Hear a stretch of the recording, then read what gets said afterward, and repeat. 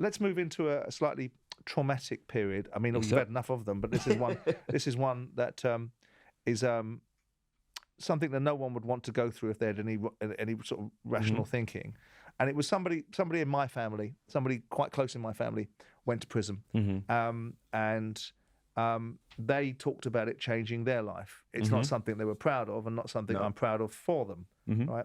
But you went into prison for 2 years. It was a 10-month sentence. Yeah. I ended up doing 3 months and 3 months I'd take. Right. With a suspended 2 years if any kind of infringements ever happened again. The long and short of it is, I talk about the incident because I feel I have to, because it's part of my journey, part of my story. But I am also always conscious, and I hope you don't mind me using the platform to say, there was a victim on the end of it and a family on the end of it. And I don't ever want it to come across that I am glamorizing it or anything of that nature. So I just wanted to just get that in, because I feel like if that was my kid, I'd be absolutely fuming that there's somebody talking about it and he's being considered... Lionised. Yeah, considered great off it sometimes. Yeah, I'm not framing it that way. No, but I'm just saying I'm being blunt with you about it, and you're being honest about your views on it. Yeah. And if you've reached a point, or reached a point at the time, that you realise that there was someone on the receiving end of it, 100%, that's why I pled guilty straight away. You're a high-profile footballer, and people are going to say, well done you for coming out of prison and surviving and making a success of your life, and the person that got the kick up the arse and all the trouble that they had as a result of their interaction with you is sitting there thinking, well, who was the victim in this? Exactly, 100%. Yeah, no, I get that. You described it as the worst experience, but the best thing that's happened to you. Yeah. I think I know what that means, but I want you to tell me what it meant to you. The night of that incident was the day I found out my dad was dying. Yep. So, again, not trying to make any excuses. Say the heads would have said, stay in, have a cry, have a few sherbets in the house. Younger Troy, I'm going out, I'm going to get bladdered, I'm going to forget about the world. And everyone knows, because I've said it so many times, bury my dad on the Friday, go to jail on the Monday. Yeah. So I'm mentally not in a space. I'm just surviving at this point. I'm just getting through it. And then obviously you go to a jail. I didn't go into a soft jail to start with. I was in a proper jail, and people let me know that I was an idiot. What was the club's reaction to you? I'm the most luckiest man alive, because Lawrence was selling it to Gino at the time. So in that spell, from the season ending, me going to jail, and the season re-picking up, where Gino Pozzo, the Pozzo family, bought the club, and all of the players, if you remember, 46 players came in that summer. Nobody looked and went, where's the number 9? Right. Because there was just so much to go on in terms of training ground, all of the infrastructure that happens. And by the time they'd got round to saying, well, who's that number 9? Because Matty Vidra wanted number 9. Yeah. And they went, well, who is that? Oh, he's in jail, but he'll be home in 2 weeks. And it kind of got to that point where it's like, well, let's just see if we can get some money back for him, kind of thing. But yeah, in terms of the experience, it was awful, because I needed to figure out who I am. I realised that financially I had nothing behind me, about 10 grand's worth of savings and a shitty car to show for it in the area that I was from. And then, makes you grow up. But the best thing that happened was I had to go to therapy. That was part of one of my conditions. Right. And that got me into the space of talking about... What kind of therapy? At the time, it was drug and alcohol abuse. Right. Because that was part of my my stipulations to come out on tag. I had to do 5 hours worth of that. But it also got me understanding and thinking myself. And it also made me stop. One thing that anybody, and I'm sure your family would have said if you asked him, you've got nothing but time in jail. Yeah. So to reflect. Yeah, and I'm sat there for the first couple of days, was like 22 hours in this cell with a fella I don't know. We're on the bunk bed, the shitter's there. Yeah. Like all my ego and all of the gravitas of what being a footballer was is absolutely been stripped away. Yeah. And it's like, is this what it is? And there's a reality that hit you. Thankfully, that hit me, and thankfully even more, I was able to start taking that in. And I just said this will never happen again. And everything I always said that my dad did to me, yes, he was physical, but he left me so many times going in and out of jail that I had to grow up on my own. Yeah. Well, I've just left my 2-year-old son there. So I'm no better than the man I was saying did all this to me, because I'm doing it to him. What was it like in prison? I mean, your father had a reputation. Yes. Which probably preceded you. Yeah. When you go in there. Yes, sir. You're a footballer. Mm-hmm. So that comes with at that time comes with celebrity attached to it.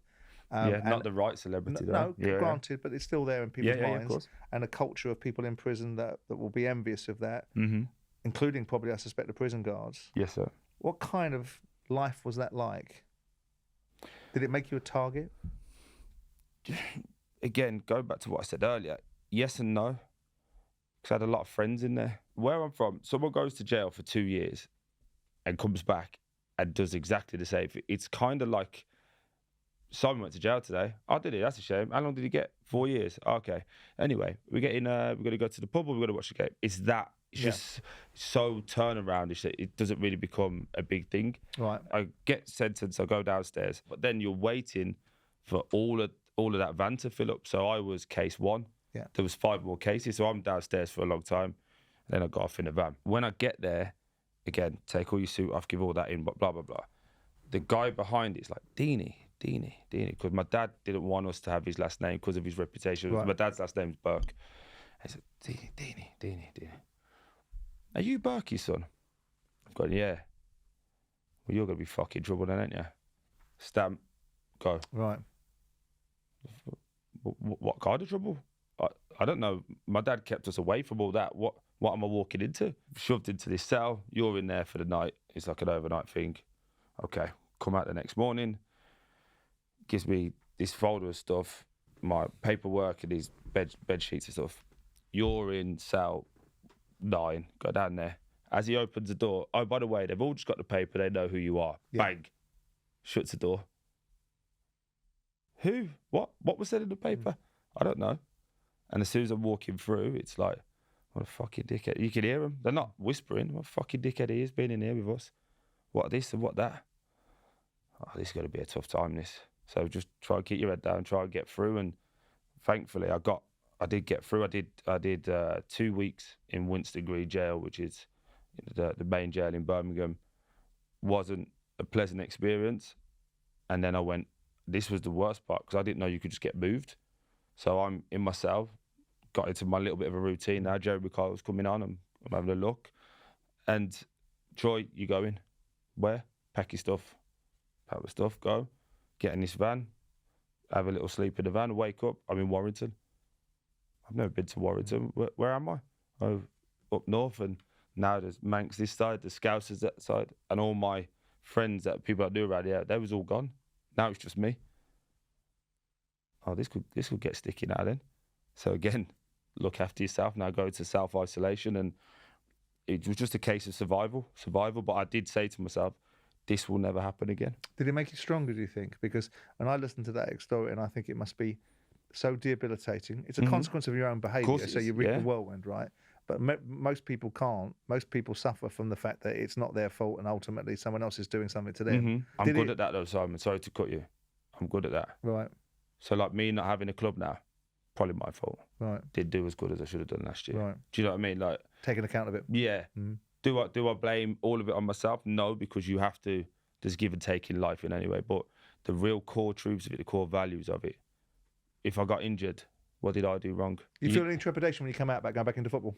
Because obviously when you get people coming back in, Marlon King came out, didn't he? Got a rash. Yes. Then you got, obviously for different reasons, Ched Evans and other people for different reasons. But they were there, you know, Adam Johnson, which was a slightly more significant societal challenge for people to accept. 100%. Football fans just go after you. Yeah. And that's a way to diminish you. It's a way to ridicule, to put you off your game, and to generally upset you. Yeah.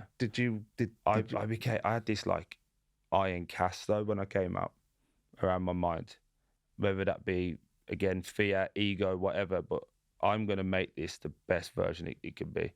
And if you look back at my career post then, I never scored 20 goals before that situation in a season.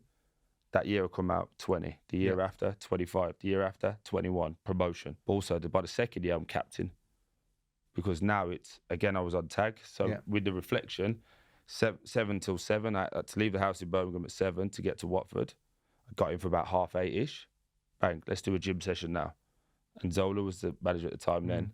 Me and Zola, wonderful relationship. Gianfranco was a top human being. Work. If I leave at 4:45. That gets me back home for 7, and all my time was spent just at football. Just at football. Learn. And he used to give me DVDs to take home. Look at that. You used to watch how Jimmy used to do it. Jimmy Floyd Hasselbaink used to do this. Watch how this striker used to do that. And then he's the first person ever spoke to me about diet, because the Italian football, I didn't know this at the time. I used to watch Italian football, but they were so keen on tactics and dieting and nutrition. Why are you putting ketchup on your stuff for? Because that's what we do at home, don't we? Yeah. Why are you having a bacon sarnie before? That's what we do at home. No. Do this, do that. And everything just... I think Dicey made me a man. Franco made me a player.